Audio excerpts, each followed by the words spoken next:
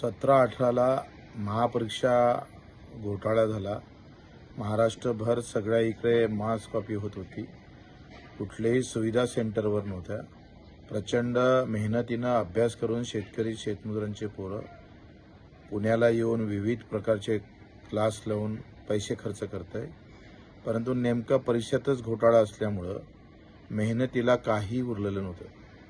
सरळ सरळ सगळ्या इकडे जो पैसे देईन त्याचाच मुलगा नोकरीवर लागत होती, अशी व्यवस्था होती. मध्य प्रदेशमध्ये जो महाव्यापम घोटाळा झाला त्याच कंपनीला महाराष्ट्र सरकारनं काम दिलं होतं. याच्याबाबत आम्ही आंदोलन केली, तक्रारी केल्या. मुख्यमंत्री त्यावेळी देवेंद्रजी फडणवीस त्यांना सांगितलं, पण सगळं काही मिलीभगत होतं असं एकंदरीत चित्र होतं. आम्ही IT संचालकाला सांगितलं का हे सगळं बंद करा.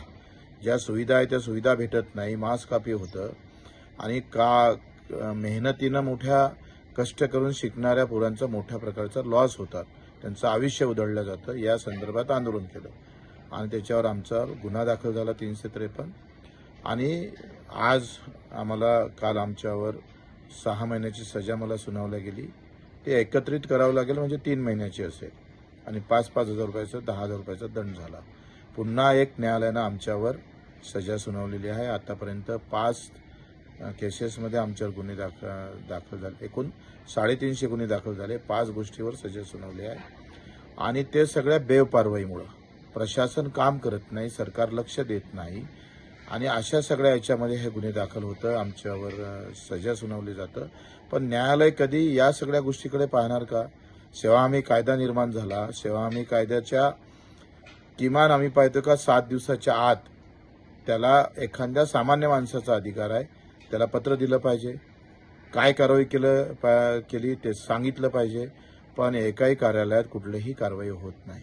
पर्यायी लोक आमच्याकडे येतं, आम्ही त्यांना फोन करतो किंवा डायरेक्ट जातो आणि काही बोललो तर 353 सारखं हत्यार उपसलं जातं. देवेंद्रजींचं उपकारच केले, कारण त्यांनी हा 2 वर्षाची असणाऱ्या कायद्यात 353 मध्ये बेलेबल होती. 2 वर्षाची सजा सुनावली जात होती. आता ती 3 वर्षाच्या वर झाली आणि म्हणजे एक चांगलं संरक्षण आता अधिकाऱ्यांना दिलेलं आहे.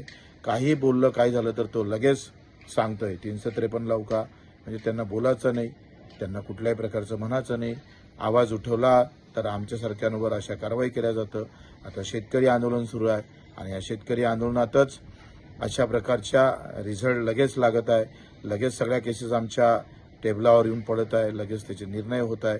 म्हणजे कुठलं काहीच करू नका, नाहीतर तुमच्यावर अशा प्रकारचे खटले चालून तुमच्या विरोधात निकाल लावला जाईल काय, अशाही प्रकारची भीती दाखवल्या जात आहे.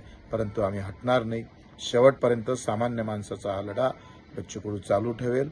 वरच्या कोर्टात लगेच जाऊ आणि न्यायाची अपेक्षा करू.